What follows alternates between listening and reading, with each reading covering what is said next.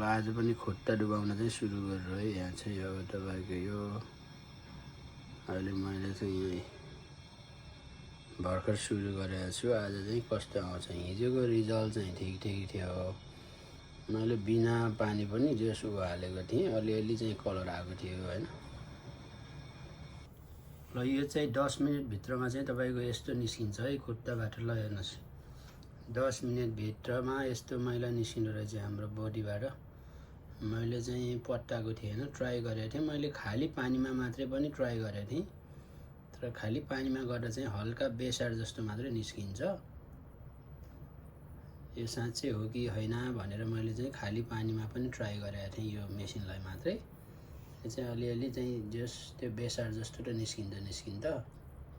ल यो चाहिँ 15 मिनेटको रिजल्ट है हजुर हो। 15 मिनेटको, यो 15 मिनेटमा चाहिँ यतिको मैला आयो। हेर्नुहोस् यहाँ एउटा चाहिँ धर्को चाहिँ 5 मिनेटको हो, अहिले 3 मा आएको पुगेको छ। यो चाहिँ 15 मिनेटको रिजल्ट है हजुर।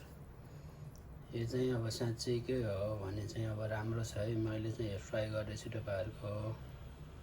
यो चाहिँ 20 मिनेटमा है हजुर। यो 20 मिनेटमा, यो 20 मिनेटमा चाहिँ यस्तो कलर आएको छ।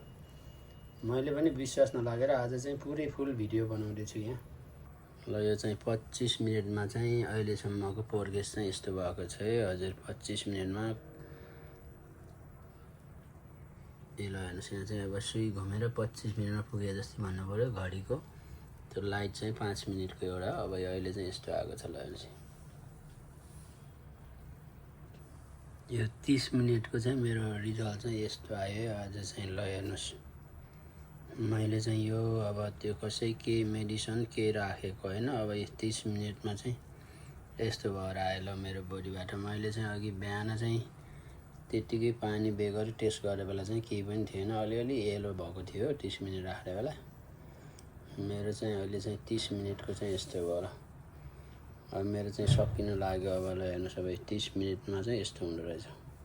यो चाहिँ आज मेरो सेकेन्ड डे तपाईँको यो मैले ट्राई गरेको। यो चाहिँ यस्तो हुँदो रहेछ। ल हेर्नुहोस् खुट्टामा त्यो खुट्टा राखेर यो चाहिँ तपाईँको एउटा मेसिन राख्नुपर्छ यसमा। यो चाहिँ यस्तो छ हेर्नुहोस् है, सानो मेसिन छ तर चाहिँ यसले चाहिँ यत्रो धेरै काम गर्दो रहेछ। हाम्रो बडीबाट यो टक्सिन्स निकाल्ने काम गर्छ भनेर मैले एडभर्टाइजमा देखेको थिएँ, त्यही अनुसार चाहिँ मैले बाई गरेको थिएँ।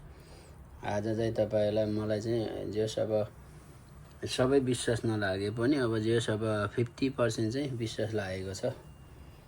ल हेर्नुहोस् आज चाहिँ यस्तो भयो मेरो। यो चाहिँ आज सेकेन्ड डे हो, मैले ट्राई गरेको थिएँ। आज चाहिँ यतिको मैला निस्क्यो। ल हेर्नुहोस् यस्तो कालो मैला छ कि कुरै नगर्नुहोस् न, मैला र कस्तो छ अब तपाईँको। ल हेर्नुहोस् खुट्टामा निकाल्यो भने खुट्टा यस्तो मैला छ है। ल हेर्नुहोस् अर्को खुट्टा पनि यस्तो मैला छ है। तपाईँको यो पानी चाहिँ मैले चाहिँ वार्म वाटर मात्रै राखेको, अनि 1 स्पुन नुन राखेर चाहिँ यो मैले चाहिँ यसको सुरु प्रोसेसिङ गरेको। अहिले चाहिँ ल यस्तो भयो। ल हेर्नुहोस् सबै। ल गाइस फेरि अब नेक्स्ट भिडियो चाहिँ म लिएर आउँदैछु होइन। यसको बारेमा पुरै के छ यसको बारेमा। अब यो चाहिँ मेरो अब अन्तिम भिडियो है। म चाहिँ यो अब ल खुट्टाहरू पुरै निकालेर बाहिर राखेर यसो हेरेको यस्तो कालो छ है। मैले पावर सावर सब बन्द गरिसकेँ अब चाहिँ।